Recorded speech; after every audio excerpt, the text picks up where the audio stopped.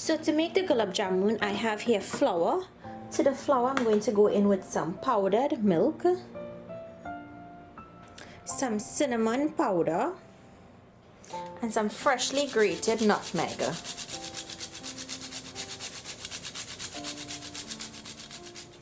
Next, some Crisco cookeen lard or butter. Next, you're going to go in with your fingers and mix all of those ingredients to combine and break that butter or cookeen or lard into the flour until it resembles fine breadcrumbs. Next, you're going to go in with enough condensed milk just so that this comes together in a soft dough.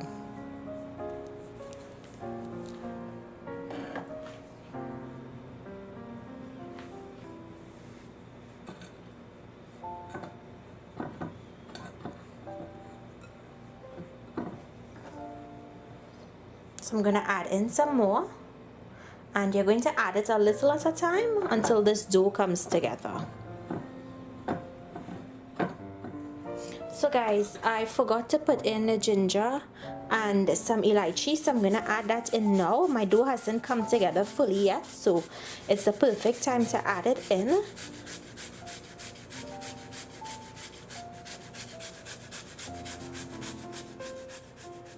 And a little bit of elychee or cardamom powder. All ingredients will be listed down below, so don't worry, I wouldn't miss anything down there. So you're going to keep on mixing until it comes together in a soft dough. Make sure you mix so that you incorporate the ginger, but when you're doing it, you're not going to miss the ginger and that cardamom.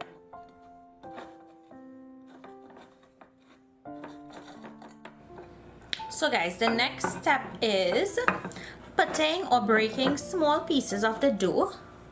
And you see how soft this dough is? The gluten hasn't formed and it's very soft. So you're going to take pieces of your dough and open it out like this. And you're going to take 1 prunes, and I'm using seedless prunes for this. And we're going to place it in the middle. And we're going to close it and form it into that famous shape that we know as a gulab jamun. Now guys, I know in other countries gulab jamun is referred to as rasgulla, but in Trinidad we call this a gulab jamun, and we call the milk ball that you soak in the syrup a rasgulla.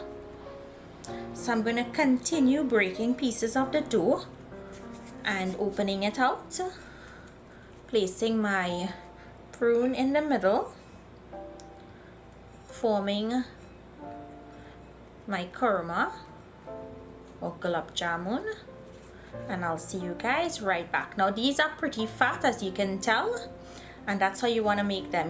They're not going to be super skinny.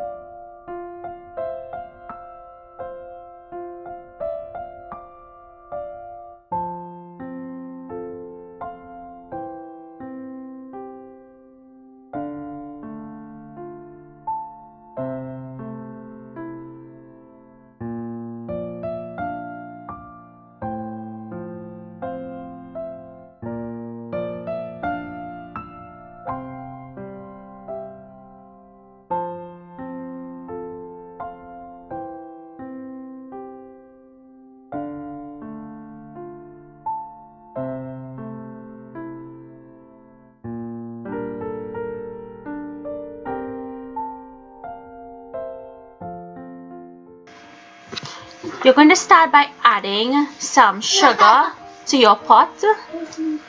Also add in the water. Now you're going to bring this up to a boil until it starts to crystallize and it forms a slight snow-like coating on the inner circumference of the pot. Add your crystallized sugar to your gulab jamun, and you're going to toss the gulab jamun in this sugar to coat, and it's going to get a really snow-like consistency when you're finished coating it. So guys, here you have it, my recipe for prune stuffed gulab jamun. I hope you guys enjoyed today's recipe. You can use this recipe for Eid or for Diwali. I hope you all liked today's video. If you did, please remember to give the video a thumbs up and to share it with your friends. If you're new to my channel and you like what you see, I hope you subscribe. Hit the bell next to the subscribe button so you'll be notified every time I post a new video. Thank you for watching.